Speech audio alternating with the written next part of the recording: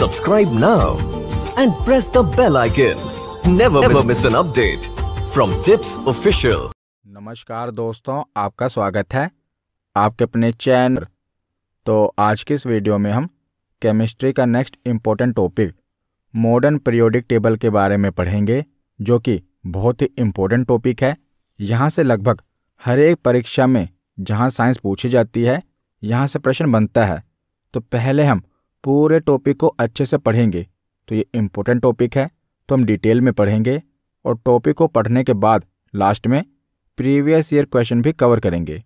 तो पहले आप वीडियो को देखें और लास्ट में प्रीवियस ईयर क्वेश्चन ज़रूर अटेम्प्ट करें। तो चलिए बिना देरी किए हुए वीडियो को शुरू करते हैं। तो चलिए वीडियो की शुरुआत करते हैं। तो पिछली वीडियो में हमने पढ़ा था कि कैसे अलग अलग वैज्ञानिकों ने पीरियोडिक टेबल बनाने में अपना योगदान दिया था। तो सबसे पहले इसी क्रम में डोबरनेर ने अपना त्रिक सिद्धांत दिया था, जो कि हमने पढ़ा था। इन्होंने क्या किया था, 3 एलिमेंट को एक साथ एक ग्रुप में रखा था और बताया था कि अगर हम बगल वाले दोनों एलिमेंट को जोड़ेंगे और उसका औसत करेंगे तो बीच वाले एलिमेंट का एटॉमिक मास आ जाएगा।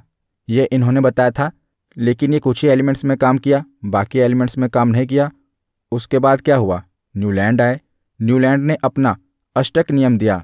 इन्होंने क्या किया कि तत्वों को उनके परमाणु भार के हिसाब से सजाया और कहा कि प्रत्येक 8वां तत्व अपने से पहले नंबर वाले तत्व से समानता रखेगा। पर ऐसा नहीं हुआ। आपको पता ही है कि कुछ ही तत्वों तक इनका जो सिद्धांत है काम किया, आगे फेल कर गया। उसके बाद मेंडलीफ आए। इन्होंने अपनी आवर्त सारणी दी। तो मेंडलीफ को आवर्त सारणी का जनक माना जाता है, क्योंकि इन्होंने क्या किया कि आवर्त और वर्ग बनाए, जो कि आगे चलकर हेनरी मोसले ने भी फॉलो किया। इसीलिए आवर्त सारणी का जनक मेंडलीफ को कहा जाता है और आधुनिक आवर्त सारणी का जनक हेनरी मोसले को कहा जाता है। मेंडलीफ ने गलती क्या की, इन्होंने यह गलती कर दी कि जो तत्व है ना, एलिमेंट है, इनको परमाणु द्रव्यमान के हिसाब से, एटॉमिक मास के हिसाब से सजाया था, जो कि गलत है। हेनरी मोसले ने क्या किया, जो एलिमेंट्स हैं ना, उनको उनके परमाणु क्रमांक के हिसाब से, एटॉमिक नंबर के हिसाब से सजाया। तो आधुनिक आवर्त सारणी का जनक हेनरी मोसले को कहा जाता है। तो अब हम मॉडर्न पीरियोडिक टेबल के बारे में पढ़ते हैं। तो आधुनिक आवर्त सारणी मेंडलीफ की आवर्त सारणी की तुलना में अत्यंत व्यापक, तार्किक एवं सरलीकृत है। यानी कि जो हेनरी मोसले की आवर्त सारणी है, ये काफ़ी कॉम्प्रिहेंसिव, लॉजिकल और सिंप्लीफाइड है, जिसमें 118 तत्व वर्गीकृत हैं। तो याद रखिएगा, आधुनिक आवर्त सारणी में कुल कितने तत्व शामिल किए गए हैं, तो 118 तत्व शामिल किए गए हैं। इसीलिए इसे आवर्त सारणी का दीर्घ स्वरूप कहा जाता है। और आधुनिक आवर्त सारणी के जनक कौन हैं, तो हेनरी मोसले हैं।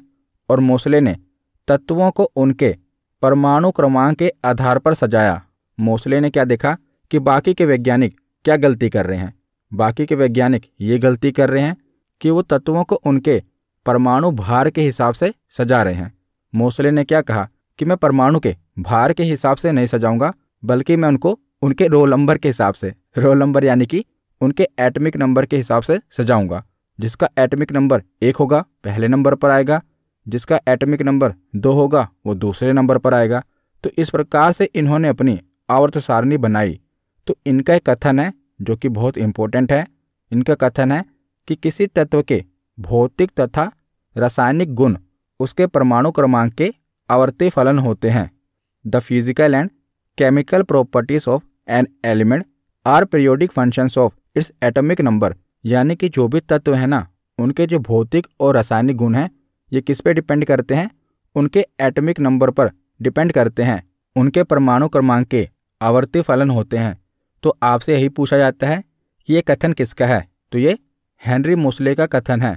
इसी प्रकार मैंने आपको सेम टू सेम एक और कथन बताया था, जो कि मेंडलीफ ने दिया था।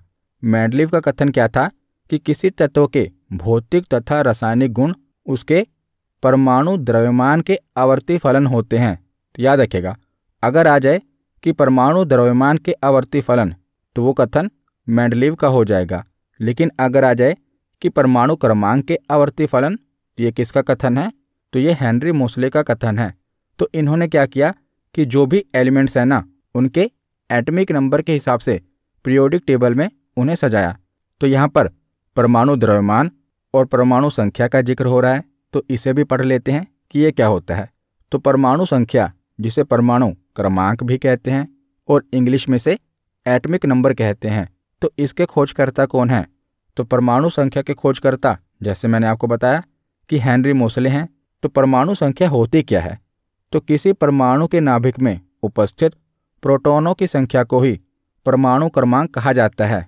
तो जो एटम का स्ट्रक्चर होता है, एटम के बीच में जो न्यूक्लियस होता है, उसमें प्रोटॉन और न्यूट्रॉन होते हैं, और न्यूक्लियस के बाहर चारों ओर जो इलेक्ट्रॉन होते हैं ना, वो न्यूक्लियस के चक्कर लगा रहे होते हैं।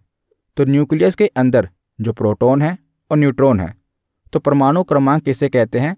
तो न्यूक्लियस में जो प्रोटॉन की संख्या होती है ना, वही परमाणु संख्या कहलाती है। अगर न्यूक्लियस में 7 प्रोटॉन है तो उसकी परमाणु संख्या कितनी होगी? तो 7 होगी। तो प्रोटॉन की संख्या को ही परमाणु संख्या कहा जाता है और इसे Z से दर्शाया जाता है। और किसी उदासीन परमाणु में, यानी कि न्यूट्रल एटम में, प्रोटॉन और इलेक्ट्रॉन की संख्या बराबर होती है। तो प्रोटॉन और इलेक्ट्रॉन की संख्या बराबर होती है, तो हम ये भी कह सकते हैं कि परमाणु की संख्या प्रोटॉन की संख्या और इलेक्ट्रॉन की संख्या के बराबर होती है। तो भले ही परमाणु में इलेक्ट्रॉन की संख्या प्रोटॉन के संख्या के बराबर होती है, किंतु इलेक्ट्रॉन की संख्या को परमाणु क्रमांक नहीं कहते। क्यों नहीं कहते? क्योंकि जो परमाणु है ना, इसमें जो इलेक्ट्रॉन की संख्या है, ये घटती बढ़ती रहती है। इसीलिए इलेक्ट्रॉन की संख्या को परमाणु क्रमांक नहीं कहा जाता, बल्कि जो न्यूक्लियस में प्रोटॉन की संख्या है ना, उसी को परमाणु संख्या कहा जाता है। तो परमाणु संख्या के बाद है परमाणु भार। तो परमाणु भार क्या होता है, यानी कि एटॉमिक मास क्या होता है? तो किसी परमाणु के नाभिक में उपस्थित प्रोटॉनों एवं न्यूट्रॉनों की कुल संख्या के योग को उस परमाणु का परमाणु द्रव्यमान कहा जाता है। तो न्यूक्लियस के अंदर क्या क्या होता है? प्रोटॉन होते हैं और न्यूट्रॉन होते हैं। तो प्रोटॉन और न्यूट्रॉन की कुल संख्या का जो योग होगा, उसी को परमाणु द्रव्यमान कहा जाएगा। तो जैसे मान लीजिए न्यूक्लियस में 7 प्रोटॉन हैं और 8 न्यूट्रॉन हैं, तो बताइए एटॉमिक मास कितना होगा? तो 15 होगा। मैंने बताया ना कि दोनों को जोड़ दो तो उनकी कुल संख्या का योग ही उस परमाणु का परमाणु द्रव्यमान कहलाएगा। तो परमाणु द्रव्यमान को ए से प्रदर्शित किया जाता है। तो परमाणु द्रव्यमान बराबर प्रोटॉन की संख्या प्लस न्यूट्रॉन की संख्या, और इसको हम ये भी कह सकते हैं कि परमाणु द्रव्यमान बराबर परमाणु संख्या, क्योंकि जो परमाणु संख्या होती है वो क्या होती है? प्रोटॉन की संख्या ही होती है। तो परमाणु संख्या में न्यूट्रॉन की संख्या जोड़ दी जाए तो वो भी परमाणु द्रव्यमान ही कहलाएगी। और इसके साथ ही आप ये भी समझ लीजिए, वैसे तो पहले मैंने आपको परमाणु संख्या, परमाणु द्रव्यमान ये सब बताया हुआ है। तो जो इलेक्ट्रॉन होते हैं ना, ये न्यूक्लियस के चारों ओर चक्कर लगाते हैं, और जिस पाथ पर ये चक्कर लगाते हैं उसे शेल या ऑर्बिट कहते हैं, हिंदी में कक्षा कहते हैं। तो हर एक कक्षा में अलग अलग संख्या में इलेक्ट्रॉन होते हैं। तो कितने इलेक्ट्रॉन होते हैं? इनका एक फॉर्मूला है कि 2n के स्क्वायर के अनुसार से जो इलेक्ट्रॉन होते हैं ये कक्षा में भरे जाते हैं। जैसे मान लीजिए जो पहली कक्षा है उसमें कितने इलेक्ट्रॉन होंगे? तो 2n की स्क्वायर, तो n मतलब कि नंबर, यानी कि पहली कक्षा। तो पहली कक्षा को 2 से स्क्वायर कर दो तो 1 का स्क्वायर 1 ही हुआ, और 2 से मल्टीप्लाई कर दो तो 2 आ गया। तो इस प्रकार पहली कक्षा में अधिकतम 2 इलेक्ट्रॉन पाए जाते हैं, दूसरी कक्षा में अधिकतम 8 इलेक्ट्रॉन पाए जाते हैं, तीसरी कक्षा में 18 और चौथी कक्षा में 32 इलेक्ट्रॉन पाए जाते हैं। तो अब हम आगे चलते हैं। तो आधुनिक आवर्त सारणी 7 क्षैतिज पंक्तियों तथा 18 ऊर्ध्वाधर स्तंभों में विभाजित है। 7 क्षैतिज पंक्तियां यानी कि हॉरिजॉन्टल रो। आप देख रहे हैं कि जो हॉरिजॉन्टल रो हैं कितनी हैं? तो 7 हैं, और इन्हें आवर्त इंग्लिश में पीरियड कहा जाता है। और जो वर्टिकल कॉलम है ना, इसे वर्ग इंग्लिश में ग्रुप कहते हैं। तो हॉरिजॉन्टल रो को आवर्त या पीरियड कहा जाता है, और जो वर्टिकल कॉलम है इसे वर्ग या ग्रुप कहा जाता है। तो इस प्रकार जो हेनरी मोसले ने आवर्त सारणी बनाई है, इसमें कुल कितने आवर्त और कितने वर्ग हैं? तो आप देख रहे हैं कि 7 आवर्त हैं और वर्ग कितने हैं? तो टोटल 18 वर्ग हैं, यानी कि 7 पीरियड हैं और 18 ग्रुप हैं। ये बहुत बार एग्जाम में पूछा गया है कि हेनरी मोसले की आवर्त सारणी में कितने आवर्त और वर्ग हैं? तो 7 आवर्त हैं और 18 वर्ग हैं। तो जो आप ये नीचे 2 रो देख रहे हैं ना, जो आप देख रहे हैं ये तो अलग है, इसको काउंट क्यों नहीं कर रहे हैं? तो इसको क्या किया गया है कि आवर्त सारणी के बीच में से ही निकाला गया है। तो आप देख रहे हैं 57 नंबर का जो एलिमेंट है ये कौन सा है? लेंथेनॉइड। और इसके आगे आप देखेंगे तो 57 के बाद सीधा 72 आ जाएगा। क्यों आ जाएगा? क्योंकि 57 के बाद का जो एलिमेंट है उन्हें अलग कर दिया गया है, उनकी अलग सीरीज बना दी गई है। अलग सीरीज क्यों बनाई गई है? क्योंकि ये सारे रेडियो एक्टिव एलिमेंट हैं, बहुत ही खतरनाक तत्व हैं, तो इनको क्या किया गया है? तो बाहर रख दिया गया है।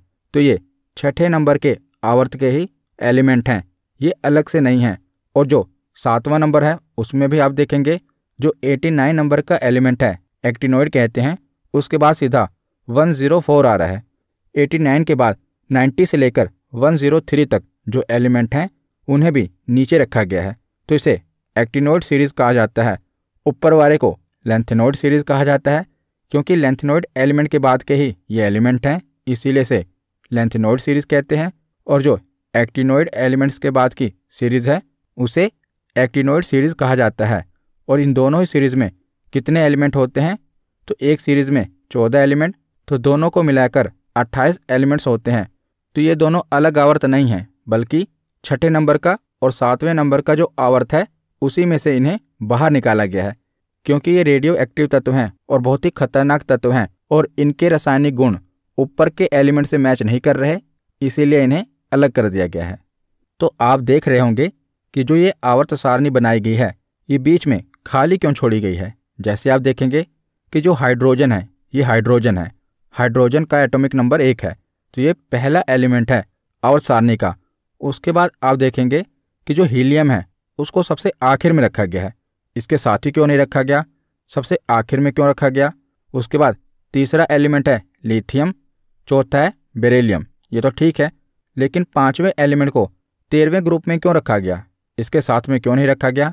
तो ऐसा इसलिए किया गया, इसका कारण यह है कि एक वर्ग में जितने भी तत्व हैं, यानी कि एक ग्रुप में जितने भी एलिमेंट हैं, सबके जो गुण हैं वो समान हैं। तो उनके गुणों के हिसाब से, उनकी प्रॉपर्टीज़ के हिसाब से उन्हें सजाया गया है, इसीलिए तो टाइम लगा है। तो जो भी पहले ग्रुप में एलिमेंट्स आएंगे ना, उनके रासायनिक गुण समान होंगे, जो दूसरे ग्रुप में आएंगे उनके रासायनिक गुण समान होंगे। इसी तरह 18 ग्रुप हैं, तो 18 ग्रुप में जो अपने अपने ग्रुप में एलिमेंट्स हैं उनके रासायनिक गुण मैच करेंगे। इसीलिए आप देखेंगे हाइड्रोजन इधर है तो हीलियम 18वें ग्रुप में है, उसे दूसरे ग्रुप में भी तो रख सकते थे, तो 18वें ग्रुप में क्यों रखा? क्योंकि जो उसकी प्रॉपर्टीज़ हैं वो 18वें ग्रुप से मैच करती है, इसीलिए उसे 18वें ग्रुप में रखा गया है। तो इसी प्रकार आप देखेंगे कि जो एलिमेंट्स हैं इन्हें किस तरह सजाया गया है? तो एटमिक नंबर के हिसाब से सजाया गया है। तो ऐसे तत्व जिनके परमाणु की बाहरतम कक्षा यानी कि आउटर मोस्ट शेल में इलेक्ट्रॉन की संख्या समान है, उन्हें एक ही वर्ग में रखा गया है। यही कारण है कि एक वर्ग के सभी तत्वों के जो मुख्य गुण हैं वो समान हैं, क्योंकि उनका जो सबसे बाहरतम कक्षा है, सबसे बाहर वाला शेल है, उसमें इलेक्ट्रॉन की संख्या समान होगी। तो सेम ग्रुप में आप जो तत्व देखेंगे उनकी बाहरी कक्षा में इलेक्ट्रॉन की संख्या समान होगी, तो इसीलिए जो उनके मुख्य गुण हैं वो भी समान होते हैं। तो आगे चलते हैं। तो आगे ये पूछा जाता है कि बताइए पहले आवर्त में कुल कितने तत्व हैं, दूसरे आवर्त में कितने तत्व हैं। तो ये आपको याद रखना पड़ेगा और आसान है, हो सकता है आपको याद ही हो। तो देखिए 7 आवर्त हैं, तो पहले आवर्त में 2 तत्व हैं, दूसरे आवर्त में 8 हैं, तीसरे में भी 8 हैं, चौथे आवर्त में 18 तत्व हैं, 5वें आवर्त में 18 तत्व हैं, 6ठे आवर्त में 32 तत्व हैं और 7वें आवर्त में अभी तो 32 तत्व हैं, पर इसे अपूर्ण कहा जाता है, क्योंकि आगे चलकर भी नए एलिमेंट्स की खोज हो सकती है, इसीलिए अभी ये अपूर्ण है, पर अभी इसमें 32 तत्व हैं। तो देखिए 2, 8, 8, 18, 18, 32, 32, इसको भी आप अभी 32 मानकर चलिए। तो इसी प्रकार आपको याद करना है 2, उसके बाद क्या होगा 8 8 18 18 32 32, 2 8 8 18 18 32 32। तो कोई आपसे पूछे कि चौथे आवर्त में कुल कितने तत्व हैं, तो कितने तत्व हैं, तो 18 तत्व हैं। ये प्रश्न एग्जाम में पूछ लिया जाता है। तो आगे अब हम चलते हैं। तो अभी तक हमने पढ़ा कि जो मॉडर्न पीरियोडिक टेबल है इसे 7 आवर्त और 18 वर्ग में बांटा गया है, और इसी के साथ जो आवर्त सारणी है ना, इसे 4 ब्लॉक में भी बांटा गया है। तो कौन कौन से 4 ब्लॉक हैं, तो ये 4 ब्लॉक हैं S block, D block, P block और एफ ब्लॉक। यहाँ से बहुत बार एग्जाम पूछा गया है, तो याद रखिएगा आवर्त सारणी को 4 ब्लॉक में बांटा गया है। पहला ब्लॉक है एस ब्लॉक। तो आप देख रहे हैं जो पहला ग्रुप है और दूसरा ग्रुप है इसे एस ब्लॉक कहा जाता है। याद रखिएगा पहले 2 ग्रुप इन्हें एस ब्लॉक कहा जाता है, और हीलियम को भी एस ब्लॉक में शामिल किया गया है। तो हीलियम को एस ब्लॉक में शामिल क्यों किया गया है, तो जब आप हीलियम का इलेक्ट्रॉनिक कॉन्फ़िगरेशन निकालेंगे तो आप देखेंगे कि जो उसका सब शेल बनता है वो एस बनता है। इलेक्ट्रॉनिक कॉन्फ़िगरेशन कैसे निकालना है ये मैंने आपको क्वांटम संख्या वाली वीडियो में बताया हुआ है। अगर आपने वीडियो नहीं देखी तो केमिस्ट्री की प्लेलिस्ट में चले जाना, वहाँ पर जितनी भी वीडियो मैंने केमिस्ट्री पर डाली हैं वो सब आपको मिल जाएंगी। तो जो हीलियम है ना, इसे भी एस ब्लॉक में शामिल किया जाता है। आपको मोटा मोटा इतना याद रखना है कि पहले 2 ग्रुप को एस ब्लॉक कहा जाता है। उसके बाद 3 से लेकर 12 तक जो ये मिडल वाला ग्रुप है ना, इसे डी ब्लॉक कहा जाता है।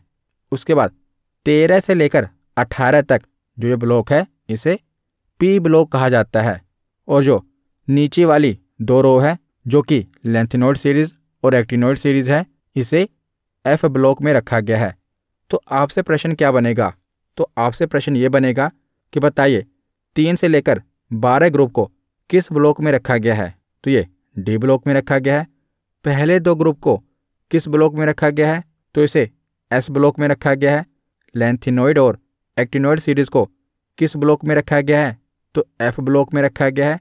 13 से लेकर 18 वर्ग को किस ब्लॉक में रखा गया है, तो पी ब्लॉक में रखा गया है। तो आवर्त सारणी को कितने ब्लॉक में बांटा गया है, तो 4 ब्लॉक में बांटा गया है। तो एक एक करके इन ब्लॉक के बारे में पढ़ते हैं।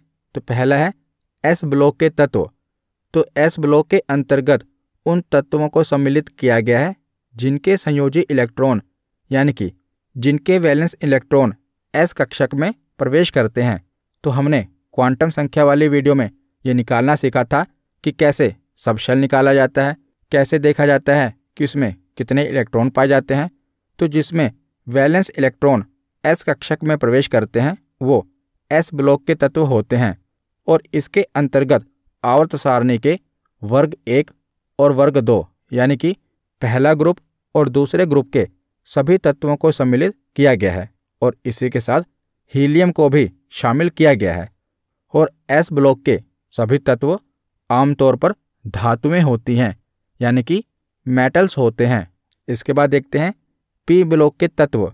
तो पी ब्लॉक के अंतर्गत उन तत्वों को सम्मिलित किया गया है जिनके संयोजी इलेक्ट्रॉन पी कक्षक में प्रवेश करते हैं, और इसके अंतर्गत आवर्त सारणी के वर्ग 13 से लेकर 18 तक सभी तत्वों को सिर्फ हीलियम को छोड़कर, क्योंकि जो हीलियम है ये किस ब्लॉक में आती है, तो एस ब्लॉक में आती है। तो 13 से लेकर 18 तक का जो ग्रुप है ये पी ब्लॉक में आता है, और पी ब्लॉक के अंतर्गत धातु, अधातु तथा उपधातु यानी कि मेटल्स, नॉन मेटल्स और मेटेलॉइड। मेटेलॉइड क्या होता है, उपधातु क्या होती है, जिसमें धातु और अधातु दोनों के गुण पाए जाएं उसे उपधातु कहा जाता है। तो इसके ऊपर मैं अलग से वीडियो बनाऊंगा जिसमें मैं आपको धातु, अधातु और उपधातु के बारे में पढ़ाऊंगा। बस अभी आप इतना समझ लीजिए कि जो पी ब्लॉक के तत्व होते हैं इनमें धातु, अधातु और उपधातु तीनों पाई जाती हैं, और ये एग्जाम में पूछा गया है क्योंकि ये इकलौता ऐसा ब्लॉक है जिसमें मेटल्स, नॉन मेटल्स और मेटेलॉइड तीनों पाए जाते हैं। तो पी ब्लॉक के बाद है डी ब्लॉक के तत्व। तो डी ब्लॉक के अंतर्गत सम्मिलित तत्वों के संयोजी इलेक्ट्रॉन डी कक्षक में भरे जाते हैं, और इसके अंतर्गत कौन सा ग्रुप आता है, तो 3 से लेकर 12 तक के ग्रुप के सभी तत्वों को इसमें सम्मिलित किया गया है। तो डी ब्लॉक आवर्त सारणी में एस ब्लॉक तथा पी ब्लॉक के मध्य में स्थित है और डी ब्लॉक में जो सभी तत्व हैं ये धातुएं हैं, यानी कि इसमें जो भी एलिमेंट्स पाए जाते हैं ये सारे मेटल्स हैं। इसके बाद है एफ ब्लॉक के तत्व। तो आवर्त सारणी में सबसे नीचे स्थित 2 पंक्तियों में सम्मिलित तत्वों को एफ ब्लॉक तत्व कहा जाता है और ये सभी पदार्थ रेडियो एक्टिव होते हैं और इनका अंतिम इलेक्ट्रॉन एफ उपकक्षा में प्रवेश किया रहता है, इसीलिए से एफ ब्लॉक के तत्व कहा जाता है। और इसमें एफ ब्लॉक में कुल कितने एलिमेंट्स आते हैं? तो 28 एलिमेंट्स इसमें आते हैं, 28 तत्व इसमें आते हैं। तो इसमें अत्यधिक रेडियो एक्टिव तत्व होते हैं, इन्हें डी ब्लॉक से काटकर बनाया गया है। हमने पीछे पढ़ा ना कि डी ब्लॉक से ही इन्हें निकाला गया है। तो इन्हें 2 श्रेणियों में बांटा गया है। पहली श्रेणी को कहते हैं लैंथिनॉइड, इसमें 58 से लेकर 71 तक के तत्व आते हैं। आप पीरियोडिक टेबल में देखेंगे तो 58 के बाद सीधा 72 आ जाएगा। बाकी के जो एलिमेंट्स हैं वो कहाँ हैं?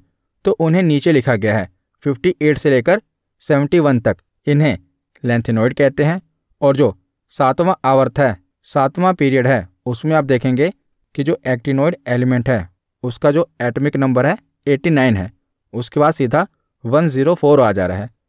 तो बीच के जो एलिमेंट्स हैं 90 से लेकर 103 तक वो नीचे लिखे गए हैं। तो इन्हें एक्टिनॉइड सीरीज कहा जाता है। इसमें 90 से लेकर 103 क्रमांक तक वाले तत्व आते हैं। तो ये हो गया एफ ब्लॉक। तो इसके बाद आगे चलते हैं। तो कुछ ग्रुप हैं जिनसे प्रश्न पूछे जाते हैं। जैसे जो पहला ग्रुप है, पहला वर्ग है, इसे क्या कहा जाता है? तो इस ग्रुप के तत्वों को क्षारीय धातु कहा जाता है, एल्कलाई मेटल्स कहा जाता है। तो एग्जाम में ये पूछा जाता है कि बताइए आवर्त सारणी में क्षारीय धातु वाला कौन सा वर्ग है? तो जो पहला ग्रुप है ना, इनके तत्वों को क्षारीय धातु कहा जाता है, एल्कलाई मेटल्स कहा जाता है। उसके बाद दूसरा ग्रुप भी याद रखिएगा, इस ग्रुप के तत्वों को क्षारीय मृदा धातु यानी कि एल्कलाइन अर्थ मेटल्स कहा जाता है। पहले ग्रुप को एल्कलाई मेटल्स, दूसरे ग्रुप को एल्कलाइन अर्थ मेटल कहा जाता है। उसके बाद 11वां ग्रुप याद रखिएगा, 11वें ग्रुप के तत्वों को सिक्का धातु कहा जाता है, कॉइन मेटल वाला वर्ग भी कहा जाता है, क्योंकि इसमें कौन कौन से एलिमेंट्स आते हैं? कॉपर आता है, सोना आता है, चांदी आती है, तो इसे सिक्का धातु वाला वर्ग भी कहा जाता है। इसके बाद इंपॉर्टेंट है 17th ग्रुप। तो 17th ग्रुप को हैलोजेंस ग्रुप कहा जाता है, क्योंकि इस ग्रुप में आने वाले जो भी तत्व होते हैं वो सबसे ज़्यादा क्रियाशील होते हैं, सबसे ज़्यादा रिएक्टिव होते हैं। तो ये पूछा जाता है कि आवर्त सारणी में हैलोजेंस ग्रुप कौन सा है? तो 17th ग्रुप को, 17वें ग्रुप को हैलोजेंस ग्रुप कहा जाता है। और उसके बाद जो सबसे आखिरी ग्रुप है, 18वां ग्रुप है, ये नॉन रिएक्टिव ग्रुप है। जैसे जो 17वां ग्रुप है ये सबसे ज़्यादा क्रियाशील है, सबसे ज़्यादा रिएक्टिव है, लेकिन जो 18वां ग्रुप है ना, ये सबसे नॉन रिएक्टिव ग्रुप है। तो इसको अलग अलग नामों से भी जानते हैं। तो अलग अलग नाम भी एग्जाम में पूछे गए हैं। जैसे इसी को अक्रिय वर्ग कहते हैं, इनर्ट ग्रुप कहते हैं, और इसी को शून्य वर्ग भी कहा जाता है, क्योंकि ये नॉन रिएक्टिव है तो इसे शून्य वर्ग भी कहा जाता है, जीरो ग्रुप कहा जाता है, और इसी को निष्क्रिय वर्ग कहा जाता है, यानी कि नॉन रिएक्टिव ग्रुप कहा जाता है। तो तीनों ही नाम याद रखेगा। तो इन 5 ग्रुप के जो ये अन्य नाम हैं ये आपको याद होने चाहिए, ये एग्ज़ाम में बहुत बार रिपीट हुए हैं। तो अब हम आगे चलते हैं। तो देखिए एग्ज़ाम में ये भी प्रश्न पूछा जाता है कि बताइए जो लोहा है यानी कि Fe26 है, ये कौन से आवर्त में आता है और कौन से वर्ग में आता है? तो रेलवे का तो ये फेवरेट क्वेश्चन है, यानी कि रेलवे के एग्ज़ाम में तो यहाँ से भर भर के प्रश्न पूछे जाते हैं कि बताइए लोहा किस वर्ग में आता है या किस आवर्त में आता है, चांदी किस वर्ग में या आवर्त में आती है। तो इसके लिए आपको जो वो एलिमेंट है पहले तो उसका एटॉमिक नंबर पता होना चाहिए। तो एग्ज़ाम में क्या होता है, कई बार एटॉमिक नंबर दिया होता है और कई बार परमाणु संख्या नहीं दी होती। तो 1 से लेकर 30 तक जो एलिमेंट्स हैं उनकी परमाणु संख्या आपको याद होनी चाहिए। और इसके अलावा कुछ इंपॉर्टेंट एलिमेंट्स हैं जो आप अगर प्रीवियस ईयर के क्वेश्चन देखेंगे ना तो आपको आइडिया हो जाएगा कि और कौन से एलिमेंट्स हैं जिनके एटॉमिक नंबर आपको याद होने चाहिए। जैसे गोल्ड है, सिल्वर है, पारा है, इसके एटॉमिक नंबर भी इंपॉर्टेंट होते हैं। तो 1 से लेकर 30 तक जो एलिमेंट्स हैं इनकी परमाणु संख्या, और कुछ वो एलिमेंट्स जो कि प्रीवियस ईयर क्वेश्चन में आप अपने एग्जाम के प्रीवियस ईयर क्वेश्चन देखेंगे तो कुछ ही एलिमेंट्स होंगे जो कि आप देखेंगे बार बार रिपीट हुए हैं, उनके एटॉमिक नंबर याद कर लेना। कई बार तो एग्जाम में एटॉमिक नंबर दिया होता है, कई बार नहीं दिया होता। अगर दिया होगा तो बहुत ही आसानी से हम इसे निकाल लेंगे, और अगर नहीं दिया होगा तो आपको 1 से लेकर 30 तक और कुछ इंपॉर्टेंट याद होने चाहिए। तो इसे पता कैसे करेंगे कि कोई एलिमेंट कौन से पीरियड में आता है और कौन से ग्रुप में आता है? तो इसके लिए हमें इसका इलेक्ट्रॉनिक कॉन्फ़िगरेशन निकालना पड़ेगा, जो कि मैंने आपको क्वांटम नंबर वाली वीडियो में सिखाया था, लेकिन वो तो बहुत ही लेंथी प्रोसेस है। तो मैं आपको इसकी ट्रिक बता देता हूँ जिससे आप आसानी से इसे निकाल पाएंगे। तो वैसे तो ये कोई ट्रिक नहीं है, अगर आप इसे समझेंगे तो आपको भी समझ आ जाएगा। तो मैंने आपको शुरुआत में बताया ना कि जो 7 आवर्त हैं इनमें एलिमेंट्स की संख्या कितनी है।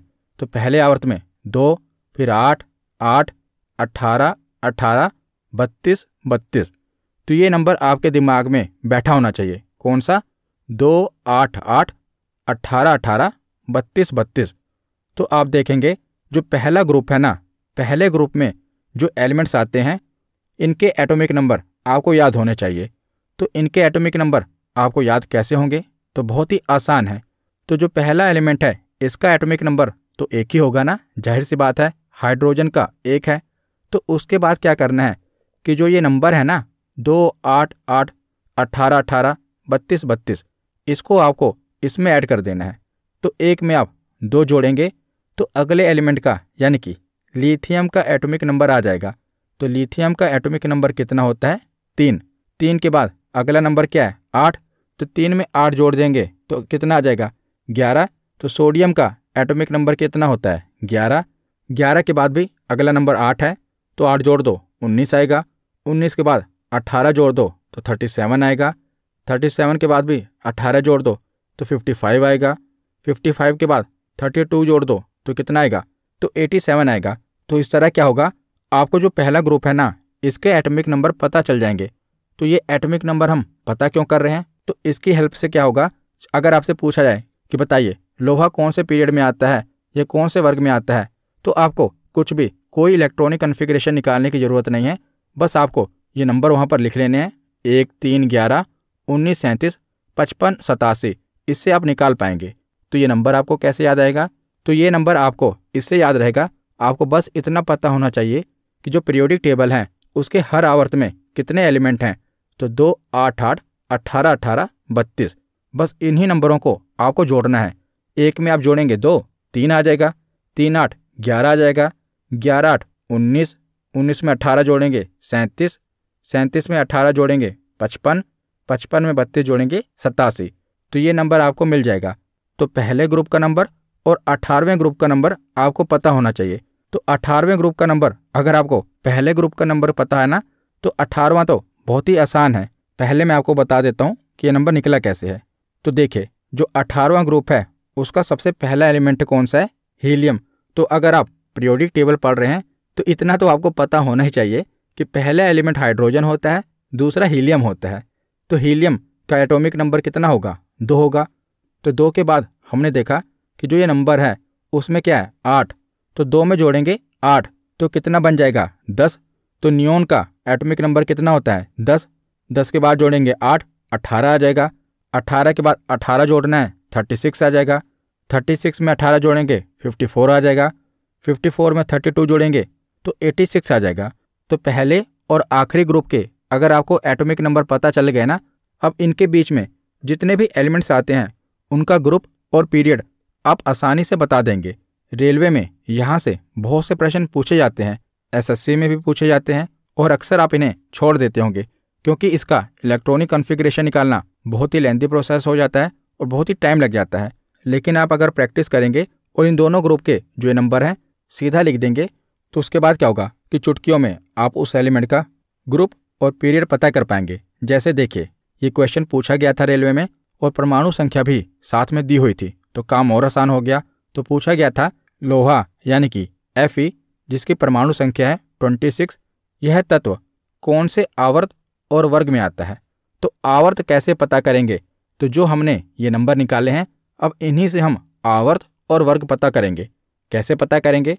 तो जो पहले ग्रुप के एटॉमिक नंबर हैं 1 से लेकर 7 आवर्त तक के इसमें नंबर हैं, जो जैसे क्या है 26। तो बताइए 26 किस में आएगा? तो 26 19 से लेकर 36 के बीच में आएगा। तो 26 19 से लेकर 36 के बीच में आएगा ना। पीरियोडिक टेबल आप समझिए, मैंने क्या किया है, पहले ग्रुप के एटॉमिक नंबर और आखिरी ग्रुप के एटॉमिक नंबर लिख दिए हैं। तो 19 से लेकर 26 के बीच में ही तो कहीं 36 आएगा ना। तो जो 19 नंबर का एलिमेंट है ये कौन से आवर्त में आता है? तो 1, 2, 3 और 4, तो चौथे आवर्त में आता है। तो आप पीरियोडिक टेबल में देखेंगे तो देखिए यहाँ पर लोहा आ रहा है ना, तो चौथे आवर्त में ये आ रहा है। तो आवर्त कौन सा हो गया? 4। आपको कुछ नहीं करना, बस आपको देखना है कौन सी परमाणु संख्या है, सीधे उसको पहले ग्रुप के जो एटॉमिक नंबर हैं उनमें देखना है कि किसके बीच में आता है। जैसे 19 के बाद क्या है 37, तो यहाँ पर 37 से लेकर 54 तक के एलिमेंट आएंगे। 37 से पहले क्या है 19, तो 19 से लेकर 36 तक जो भी एलिमेंट हैं वो यहाँ पर आएंगे। तो चौथा आवर्त हो गया। अब वर्ग कैसे निकालना है कि कौन से ग्रुप में ये एलिमेंट आएगा? तो वर्ग आपको ऐसे निकालना है, तो जो भी आवर्त होगा ना, तो कौन से आवर्त में ये लोहा है? तो हमने देखा कि चौथे आवर्त में है। तो चौथे आवर्त में है, ये हमने जो पहले ग्रुप के एटॉमिक नंबर है यहाँ से पता लगाया, और जो वर्ग है ये जो आखिरी ग्रुप का एटॉमिक नंबर है ना, यहाँ से हम वर्ग पता लगाएंगे। तो वर्ग पता कैसे लगेगा? तो जिस भी आवर्त में वो एलिमेंट आ रहा होगा ना, उससे जो पिछला नंबर होगा हमें वो देखना है। कैसे? तो देखिए, जैसे जो लोहा है हमने देखा ये कौन से आवर्त में आ रहा है? तो 4th आवर्त में आ रहा है, यानी कि 19 से लेकर 36 तक के जो एलिमेंट्स हैं ये 4th आवर्त में आ रहे हैं। तो इससे हमें एक नंबर पीछे जाना है। तो 36 से एक नंबर पीछे कितना है? 18। बस हमें यही ध्यान में रखना है। हमें क्या करना है, जो भी वो एलिमेंट का परमाणु संख्या होगी उसमें से 18 घटा दो, तो कितना आ गया? तो 8 आ गया। तो बस 8वें वर्ग में ये एलिमेंट आएगा। जैसे आप पीरियोडिक टेबल देखिए तो लोहा कहाँ पर है? तो आप देखेंगे यह है लोहा। तो आप पीरियोडिक टेबल में देखेंगे तो चौथा आवर्त और 8वां वर्ग यहाँ पर आपको लोहा मिलेगा। तो देखिए ये 8वां वर्ग है और ये चौथा आवर्त है, तो यही है ना लोहा। तो इस प्रकार हम कोई भी एलिमेंट है ना उसका आवर्त और वर्ग आसानी से पता कर लेंगे। जैसे इसके बाद देखते हैं चांदी, यानी कि एजी तत्व कौन से आवर्त और वर्ग में आता है? तो इसकी परमाणु संख्या क्या है? 47। तो सबसे पहले ग्रुप के एटॉमिक नंबर में देखना है कि 47 कहाँ पर लाई कर रहा है। तो 37 में करेगा? नहीं, 37 से बड़ा है। तो 55 में करेगा? नहीं, 55 से नंबर ये छोटा है, क्योंकि जो 55 है इसमें 55 से लेकर 86 नंबर तक के एलिमेंट्स आएंगे। तो उससे पीछे जाओ, 37 में लाई करेगा? हाँ, 37 से लेकर 54 तक के जो एलिमेंट्स हैं ये इसी में आएंगे। तो 37 से लेकर 54 के बीच में ही तो 47 आएगा। तो कौन सा आवर्त होगा? तो 1, 2, 3, 4 और 5, तो 5वां आवर्त होगा। तो अब हम वर्ग देखेंगे। तो मैंने आपको बताया अगर 5वां आवर्त है तो 5 से एक नंबर ऊपर देखेंगे। तो 5वां आवर्त कहाँ पर आ रहा था? 37 से लेकर 54 के बीच में आ रहा है। तो 54 से एक नंबर ऊपर कितना है? 36 है। तो बस 47 में से 36 घटा दो, कितना हो गया? 11 हो गया। तो 11वां वर्ग होगा। अब पीरियोडिक टेबल में देखो 11वां वर्ग और 5वें आवर्त में आपको चांदी देखने को मिल जाएगी। तो देखिए यहाँ पर है ना 11वां वर्ग और 5वां आवर्त, यहाँ पर चांदी है। तो कई बार एग्जामिनर आपसे यह भी पूछ लेता है कि बताइए जो चांदी है किस ब्लॉक में है? आवर्त भी हो गया, वर्ग भी हो गया। कई बार आपसे ब्लॉक पूछ लिया जाता है। तो ब्लॉक के लिए आपको कुछ नहीं करना। मैंने आपको बताया ना कि पहले 2 वर्ग के एलिमेंट एस ब्लॉक में आएंगे, 3 से लेकर 12 वर्ग के जो एलिमेंट्स हैं वो डी ब्लॉक में आएंगे, 13 से लेकर 18 वर्ग के जो एलिमेंट्स हैं वो पी ब्लॉक में आएंगे। जैसे अभी हम जो क्वेश्चन सोल्व कर रहे हैं, चांदी ये कौन से वर्ग में है? तो 11वें वर्ग में है। तो 3 से लेकर 12 तक जो वर्ग है ये किस ब्लॉक में आता है? तो डी ब्लॉक में आता है। तो बस आपको वर्ग निकाल लेना है। वर्ग निकालने के बाद आपको पता चल जाएगा कि कौन से ब्लॉक में आता है। तो जो ये मैंने आपको ट्रिक बताई, तो देखिए हर एक ट्रिक की अपनी एक एक्सेप्शन होती है, यानी कि उसका अपवाद होता है। कोई भी ट्रिक हर चीज़ में पूरी तरह से फिट नहीं बैठ पाती, इसीलिए जो उसके अपवाद हैं वो भी हमें देखने पड़ेंगे। तो अपवाद क्या है? अपवाद कुछ नहीं है। तो ये अपवाद बन क्यों रहा है? क्योंकि आप देखेंगे कि जो एलिमेंट सजाए गए हैं ना, इनके बीच में कुछ जगह भी छोड़ी गई है। जैसे आप देखेंगे कि जो मैग्नीशियम है 12 नंबर पर है और 13 नंबर पर जो एल्यूमिनियम आ रहा है, मैग्नीशियम दूसरे ग्रुप में है और एल्यूमिनियम 13वें ग्रुप में आ रहा है, बीच में 10 ग्रुप खाली छोड़े गए हैं, तो अगर आप एल्यूमिनियम का वर्ग निकालेंगे तो ये गलत निकल जाएगा। क्योंकि जो ट्रिक तभी काम करेगी अगर जो सारे बॉक्स हैं वो पूरी तरह से फिल हैं, यानी कि जो एलिमेंट्स हैं वो पूरी तरह से भरे गए हैं। जैसे हमने चांदी का निकाला तो आप देखेंगे कि 37 से लेकर 54 तक लगातार सारे एलिमेंट्स भरे गए हैं, बीच में कोई भी जगह खाली नहीं है। इसलिए चांदी का जो पीरियड है और ग्रुप है आसानी से निकल आया। और हमने साथ में लोहे का भी निकाला था, तो आप देख रहे हैं जो लोहा है ये 8वें ग्रुप में है, और जिस ये आवर्त में है, चौथे आवर्त में है, तो चौथे आवर्त में 19 से लेकर 36 तक एलिमेंट्स आते हैं और लगातार ये सभी तत्व भरे गए हैं। तो दिक्कत कब आएगी? तो दिक्कत तब आएगी जब बीच में जगह खाली छोड़ी हो। तो इसका भी समाधान है, आवर्त निकालने में कोई दिक्कत नहीं होगी, बस उसका जो वर्ग है, वर्ग यानी कि ग्रुप निकालने में दिक्कत होती है आपको, लेकिन अब आप समझ लेंगे तो ये भी आपको दिक्कत नहीं होगी। तो पहले आवर्त के जो 2 एलिमेंट हैं ये तो आपको सीधा ही याद होना चाहिए कि हाइड्रोजन पहले ग्रुप में है और जो हीलियम है ये 18वें यानी कि आखिरी ग्रुप में है। तो पहला ग्रुप तो ऐसे ही निकल गया। पहले आवर्त के लिए आपको कोई ट्रिक याद नहीं करनी, क्योंकि जो हाइड्रोजन है ये पहले ग्रुप में है और पहले आवर्त में है, और जो हीलियम है ये भी पहले आवर्त में है और 18वें ग्रुप में है। तो हाइड्रोजन और हीलियम, तो पहला आवर्त तो खत्म हो गया। अब हम देखते हैं दूसरा और तीसरा आवर्त। यहाँ पर आपको दिक्कत होगी, क्योंकि दूसरा और जो तीसरा आवर्त है इनमें बीच में आप जगह देखेंगे तो ये खाली है। तो कितने एलिमेंट्स तक ये खाली है? तो 3 से लेकर 12 ग्रुप तक आप काउंट करेंगे तो 10 ग्रुप बनते हैं। 3 को अगर आप 1 मानोगे ना तो 1 2 3 4 5 6 7 8 9 और 10, तो 3 से लेकर 12 तक 10 ग्रुप बनते हैं जो कि खाली हैं। तो जब भी आप वर्ग निकालेंगे, अगर वो दूसरे आवर्त या तीसरे आवर्त का होगा, तो जब भी आप वर्ग निकालेंगे तो उसमें 10 जोड़ देंगे। 10 क्यों जोड़ना है? क्योंकि बीच में 10 जगह खाली है। जैसे आपको एल्यूमिनियम का वर्ग निकालने को कहा जाए तो एल्यूमिनियम आप देखेंगे कि तीसरे आवर्त में आता है। तो जैसे ही तीसरा आवर्त आएगा आपके दिमाग में आना चाहिए कि दूसरा और तीसरे आवर्त में 10 जोड़ना है। 10 जोड़ना क्यों है? क्योंकि एल्यूमिनियम को वैसे तो तीसरे ग्रुप में आना चाहिए, मैग्नीशियम दूसरे ग्रुप में है, तो एल्यूमिनियम तीसरे ग्रुप में आना चाहिए ना। लेकिन एल्यूमिनियम है कहाँ पर? एल्यूमिनियम 13वें ग्रुप में रखा गया है।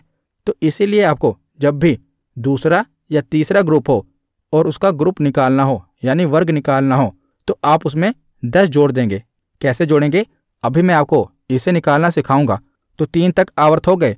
उसके बाद जो चौथा आवर्त है इसमें कोई दिक्कत नहीं है, जैसे हम ट्रिक लगा रहे हैं वैसे ही लगेगी। जो 5वां आवर्त है इसमें भी कोई दिक्कत नहीं है, वही ट्रिक लगेगी। अब बचा 6ठा और 7वां आवर्त। तो बताइए क्या इसमें कोई दिक्कत आएगी या नहीं? तो आएगी। क्यों आएगी? क्योंकि आप देखेंगे कि 57 के बाद सीधा क्या आ रहा है? 72। बीच में जो सीरीज़ है उसे नीचे लिखा गया ना, लेंथेनॉइड सीरीज और एक्टिनॉइड सीरीज। तो इसे क्या किया गया है? यहाँ से निकालकर अलग रखा गया है। तो 57 के बाद सीधा 72 आ जा रहा है। तो यहाँ पर आप देखेंगे कि जो 14 एलिमेंट्स हैं उन्हें नीचे लिखा गया है। तो यहाँ पर 14 एलिमेंट्स नीचे हैं। तो आपको क्या करना है? जब भी 6ठा और 7वां ग्रुप हो तो उसमें 14 घटा देना है। और आप सोच रहे होंगे कि अगर हम भूल जाएं कि 14 घटाना है नहीं, तो देखिए अब भूल ही नहीं पाएंगे, क्योंकि जब भी 6ठे और 7वें आवर्त का आप वर्ग निकालेंगे ना तो वो 18 से भी ऊपर चला जाएगा। 18 टोटल वर्ग हैं और उसका जो वर्ग निकालेंगे वो 18 से भी ऊपर चला जाएगा। तो आपको याद आएगा यार इसमें तो कुछ घटाना है। तो यही जो 14 एलिमेंट्स हैं जो नीचे लिखे गए हैं इन्हीं को घटाना है। तो देखिए दोनों के एक एक सवाल देखते हैं। पहले हम एल्यूमिनियम देखते हैं। तो पूछा गया है कि एल्यूमिनियम बताइए कौन से आवर्त में आता है, कौन से वर्ग में आता है। तो आवर्त निकालना तो आसान है। तो जो नंबर मैंने आपको बताए हैं कि पहले ग्रुप के जो नंबर हैं और आखिरी ग्रुप के जो नंबर हैं वो आपको लिख लेने हैं, वो तो लिखने ही पड़ेंगे। तो यहाँ पर तो पीरियोडिक टेबल सामने है, वहाँ पर पीरियोडिक टेबल सामने नहीं होगा। तो आपको पहला ग्रुप और जो आखिरी ग्रुप है इसके एटॉमिक नंबर आपको जैसे मैंने बताए हैं वैसे लिख लेने हैं। तो यहाँ पर भी लिखे हुए हैं, हम यहीं से देख लेते हैं। तो एल्यूमिनियम इसकी परमाणु संख्या है 13। तो आप देखेंगे कि 13 कहाँ पर आ रहा है? तो 13 11 और 18 के बीच में आ रहा है। तो कौन सा आवर्त होगा? तो 1 2 और 3 यानी कि तीसरा आवर्त होगा। और जैसे ही तीसरा आवर्त आया आपके दिमाग में आना चाहिए कि दूसरा और तीसरे आवर्त में जो भी वर्ग निकालना है ना उसमें हमें 10 जोड़ना पड़ेगा। तो अब हम वर्ग निकालेंगे तो वर्ग कैसे निकलेगा? तो वर्ग निकालने के लिए मैंने आपको बताया था कि जिस आवर्त में वो एलिमेंट होगा उसके एक नंबर ऊपर देखना है। तो तीसरे आवर्त में है, यानी कि 11 से लेकर 18 के बीच में है, तो 18 से ऊपर कौन सा नंबर है? 10। तो आपको क्या करना है, इस एल्यूमिनियम की परमाणु संख्या कितनी है? 13। 13 में से 10 घटा दो तो बचा 3। तो अगर ये तीसरे आवर्त का एलिमेंट ना होता तो यहाँ पर हम निकाल देते, ये सही होता। लेकिन ये तीसरे आवर्त का एलिमेंट है, तो हमें क्या करना है? 3 में 10 जोड़ देना है। 10 जोड़ क्यों देना है? क्योंकि ये तीसरे वर्ग में नहीं बैठा, 10 जगह छोड़कर बैठा है। तो 3 में 10 जोड़ोगे कितना आएगा? तो 13 आएगा। तो जो एल्यूमिनियम है ये आप देखेंगे कि 13वें वर्ग में है और तीसरे आवर्त में है। अब हम इसी तरह जो पारा है इसका आवर्त और वर्ग निकालते हैं। तो जो पारा है यानी कि Hg है, इसका एटॉमिक नंबर 80 होता है, 80 होता है। पारे का एटॉमिक नंबर याद रखना जरूरी है, ये तो बहुत बार रिपीट हुआ है। तो इसका एटॉमिक नंबर होता है 80। तो अब देखिए ये कौन से आवर्त में आएगा? तो सबसे पहले देखेंगे कि 80 किसके बीच में आता है? तो 55 से लेकर 86 के बीच में आएगा। तो 55 कौन से नंबर पर आ रहा है? तो छठे नंबर पर आ रहा है, तो ये छठे आवर्त में आएगा। अब हम इसका वर्ग निकालेंगे।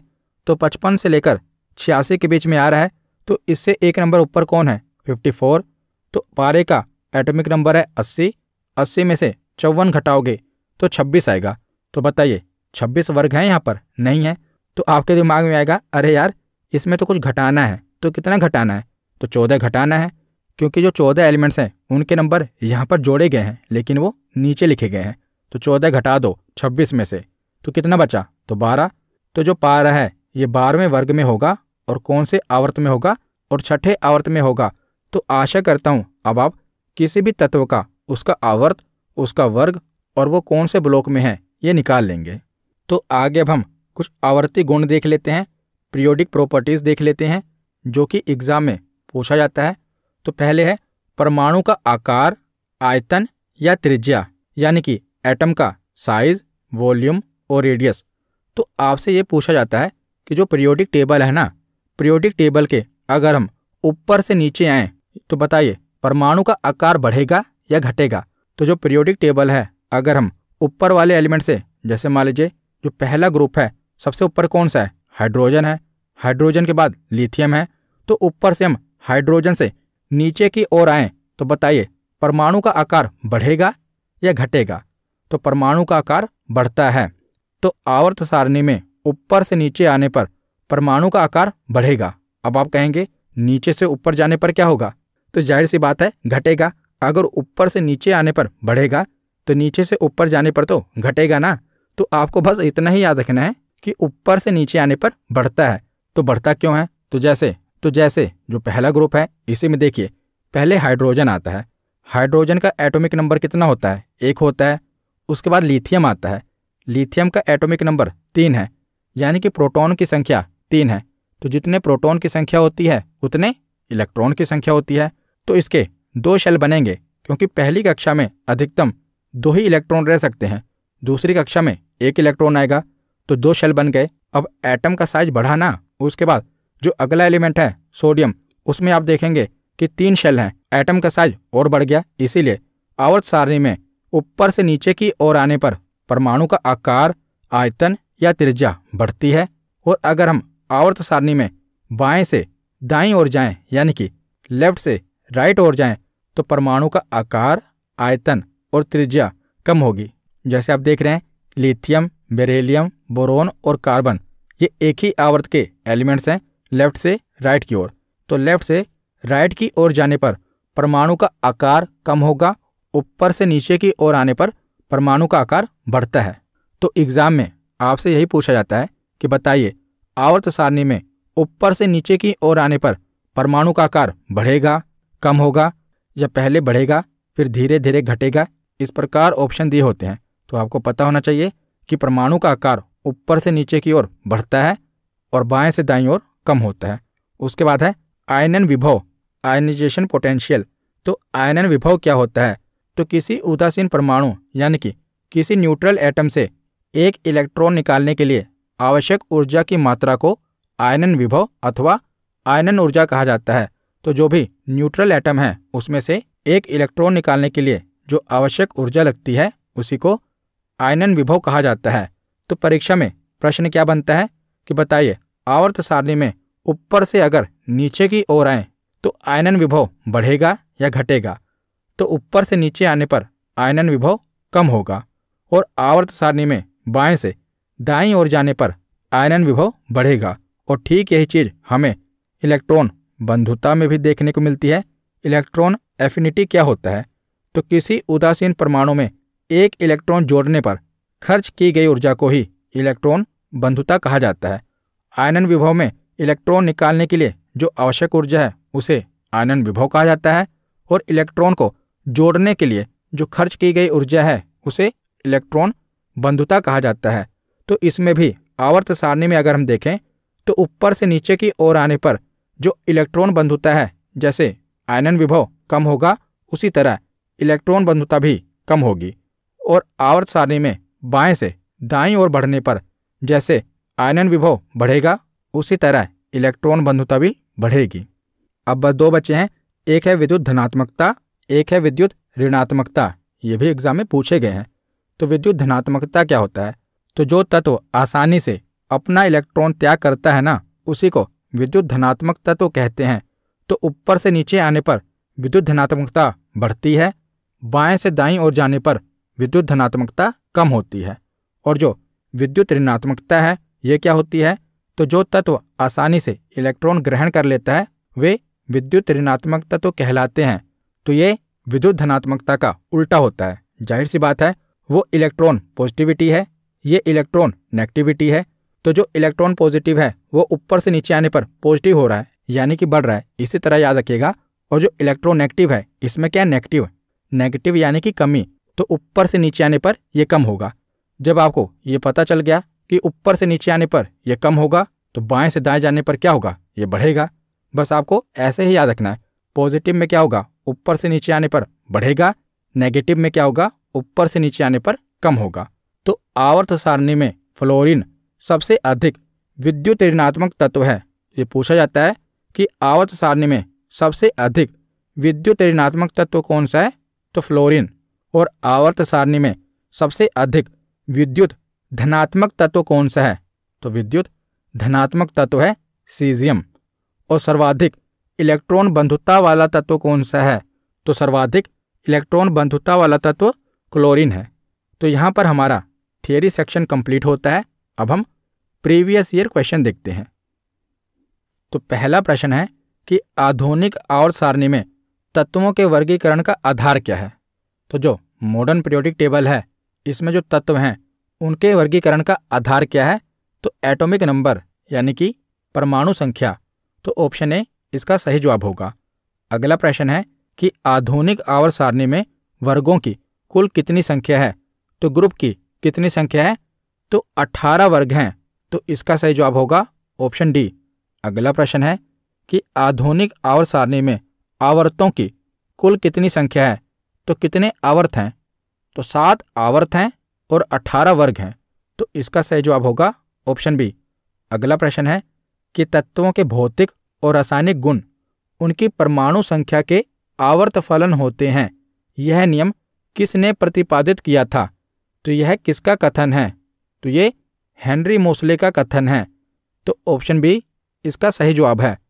अगला प्रश्न है कि समूह 3 से 12 के तत्वों को डैश तत्व या संक्रमण तत्व कहा जाता है। तो समूह 3 से लेकर 12 तक के तत्व किस ब्लॉक में आते हैं? तो ये डी ब्लॉक में आते हैं। तो इसका सही जवाब क्या होगा?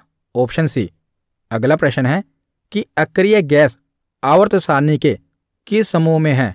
तो अक्रिय गैस यानी कि नॉन रिएक्टिव गैस आवर्त सारणी के किस समूह में आती है? तो जो 18वां समूह है यानी कि 18वां ग्रुप है उसे अक्रिय ग्रुप कहा जाता है। तो इसका सही जवाब क्या होगा? तो ऑप्शन ए। तो अगला प्रश्न है कि क्षारीय धातुओं को आधुनिक आवर्त सारणी में किस समूह में रखा गया है? तो अल्कलाई मेटल्स को किस ग्रुप में रखा गया है? तो इसका सही जवाब होगा ऑप्शन डी। पहले समूह में ही क्षारीय धातुओं को रखा गया है। अगला प्रश्न है कि क्षारीय धातु और क्षारकीय मृदा धातु किससे संबंध रखते हैं? तो ये पहला और दूसरा ग्रुप है। तो पहला और दूसरा ग्रुप किस ब्लॉक में आता है? तो पहला और दूसरा ग्रुप एस ब्लॉक में आता है, तो इसका सही जवाब होगा ऑप्शन ए। अगला प्रश्न है कि निम्नलिखित में से कौन सा सबसे अधिक वैद्युतीय ऋणात्मक तत्व है? तो सबसे अधिक वैद्युतीय ऋणात्मक तत्व कौन सा है? तो इसका सही जवाब होगा फ्लोरीन, ऑप्शन बी इसका सही जवाब है। अगला प्रश्न है कि आधुनिक आवर्त सारणी के 5वें आवर्त में कितने तत्व हैं?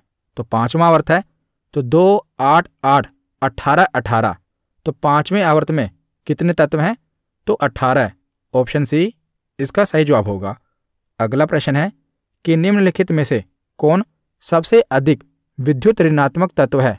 तो ये दोबारा रिपीट हो गया क्वेश्चन, ये इंपॉर्टेंट है। तो सबसे अधिक विद्युत ऋणात्मक तत्व कौन सा है? तो फ्लोरीन, ऑप्शन ए इसका सही जवाब है।